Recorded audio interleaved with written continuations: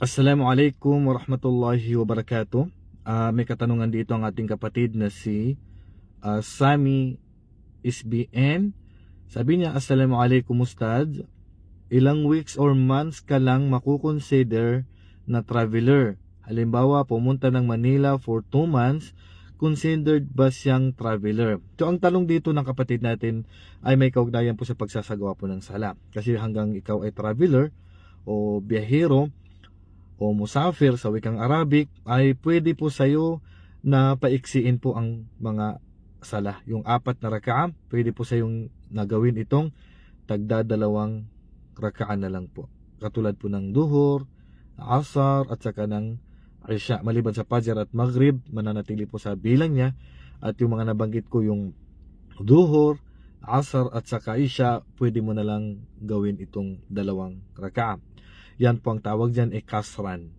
At ang sala po sa araw na duhur at asar, pwede mo pa silang pagsamahin. Pero may iqama sa pagitan nila. Siyempre magsasalam ka after 2 raka'a sa duhur, din isusunod nyo po ang asar.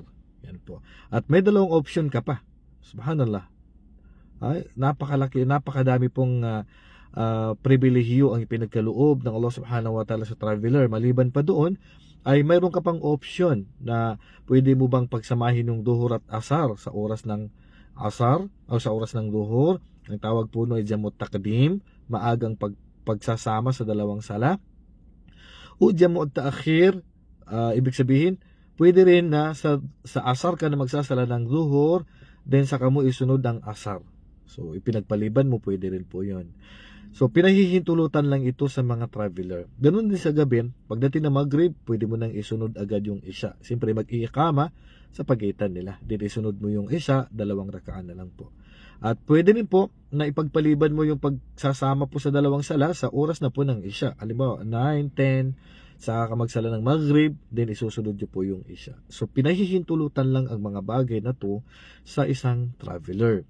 So, ang tanong dito ng kapatid natin, kailan ka matatawag na traveler na kung saan makakamit mo ang mga privilege na ito? Okay. Nagkaroon dito ng opinion ng ating mga ulama at nabanggit ni Imam An-Nawawi rahimahullah na umabot ito ng halos 20 na opinion ng mga ulama. May nagsabi na ang pananaw ng karamihan sa ulama dapat 4 days lang. Pag after 4 days ay kailangan mo nang kumumpleto ng sala. May nagsabi na 10 days, may nagsabi na 15 days.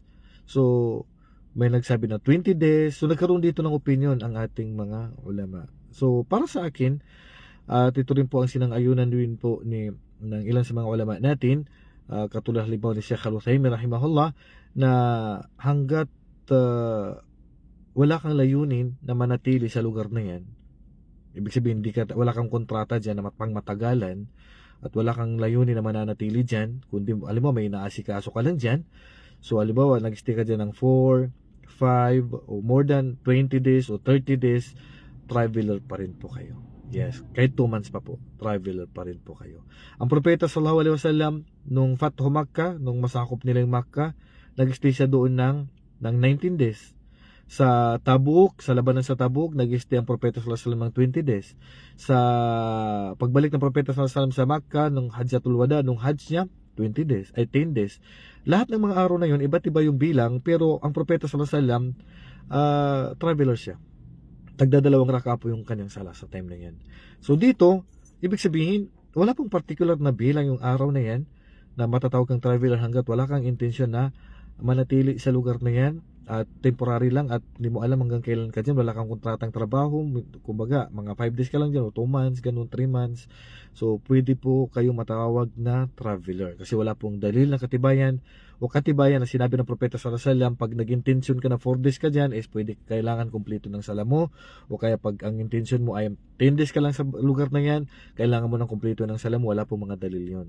So ang original pa rin, ang sabi ng Allah, wa idha darabtum fil ardi falaysa alaykum junahun an taqsuru min as-salah. Ibig sabihin, pag kayo naglakbay, sabi ng Allah subhanahu wa ta'ala, ay pwede na ninyong paiksiin ang mga sala na tag-4 na raka'a. So pangkalahatan, basta traveler ka pa at wala kang intensyon na manatili sa lugar na matagalan, Hindi katulad ng abroad, siyempre 2 years contract yan. So, kukumplito na po ng sala yun. Pero yung mga may inaasikaso lang sa Maynila, sa Davao, o sa amang lugar, mag-hajj, mag-umrah, traveler. So, yan lang po, konting kaalaman. Wallahu a'lam. Assalamualaikum warahmatullahi wabarakatuh.